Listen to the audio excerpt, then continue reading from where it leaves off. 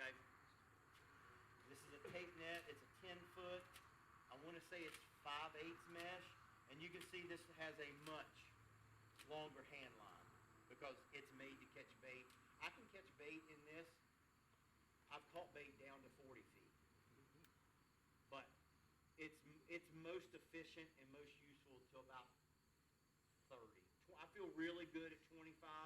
30, I start getting a little iffy. 40 is, like if you had a big screen full of gizzards and you throw it in 40 feet, you're going to get a few. In 30, you're going to get some. 25, you're going to get a lot. It's like at 25 feet, it's kind of like diminishing returns. So Chad, you don't wait for it to hit the bottom when it's that deep, you just let the length of the rope go out? No, I let it hit the bottom. You do? Yep, Okay. I do. Anytime that I'm throwing my net, I let it hit the bottom unless I know for sure, like let's say I pulled up to a light one night and I see either from my electronics or whatever, my live scope or my knowledge, hey, there's a tree down there I don't want to get. And let's say, you see on your electronics, you see your net go down, you go into the bait. If you know that you're in the bait, you can go ahead and pull that thing up and cinch it up. But 98, 99% of the time, I'm going to let that net go ahead and hit the bottom. Okay? And you can see this is a heavier duty line. It's a heavier duty wrist cuff. It's hard to be efficient with this one because there's so much. I think it's a 50-foot line. I think. And you can see I've gotten this thing hung up. I've stretched these braille lines out. I mean, it's about time to retire this bad boy. That's a high quality net? It was at one time. Yeah, I wouldn't call it that now. Yeah. So this one is, I loaded a little different. On that 8 or 9 foot net, I'm going to grab the horn. I'm not on this one. I'm going to go ahead.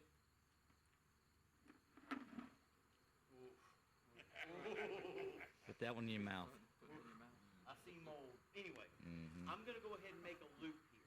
Y'all see that? I'm grabbing it about 1.5 feet under the horn. So I've got, it actually makes another loop that should be very similar, pretty close to what those are. And so then, Take your shoes off. Put it in your mouth. and I will. Most of the time, unless it's like deathly cold, I pretty much catch bait with no shoes on. I just go ahead and take my shoes off most of the time. All right, so I'm back at, now for this one I will go a little higher than hip height. You can see I'm just a little higher, maybe waistline instead of hip height.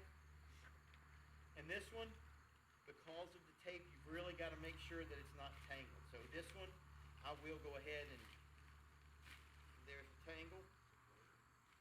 How many pounds is that? This is 1.5 pounds per foot.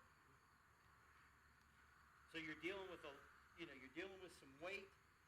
You're dealing with a lot of fabric. I know it's not fabric, but you know what I mean. All right. So then I'll even go ahead and shake it out there. Dinner, big bite. And I'll go ahead and get 3 big handfuls here. Now, when I have diarrhea tonight, everybody's going to know why, right?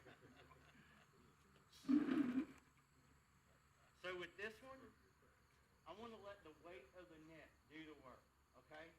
You know when if you're on the beach and you're surf casting, you got to let the rod kind of load up. I want to let this net load too. Watch. It's not like I'm bringing it back fast and throwing it fast, all right? So I'm going to take it back. There it is. And did you see how with that I kind of lifted? That was a little different throw. You kind of have to lift it. But it may not require that if you're up on your boat. But that thing, it's very interesting. You can see where it didn't fully open here. This tape, that was a decent throw. But when this tape hits the water, it does that. So this would probably, it would have been close, I'm not sure. This would have probably ended up about 6 inches under the water.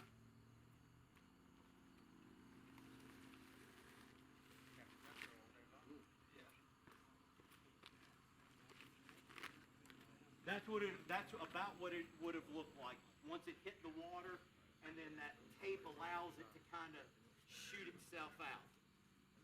And you can see I probably got it, I don't know, 75 or 80% of the way open, but the tape assists you when it hits the water. But you can see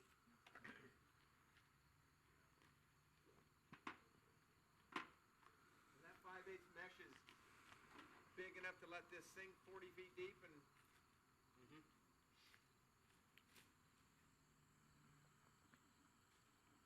let's do a little demonstration here. And this would be, it wouldn't be, it'd be surface area, right? Just area. Area. Radius squared. how big is that? So this is a 10 foot, I think. It may be a 9. No, it's 10. Which one you have? This is an 8.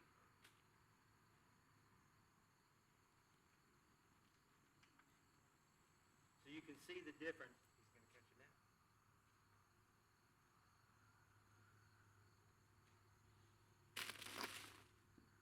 Look at the difference in those two nets. Let's get that one spread out all the way.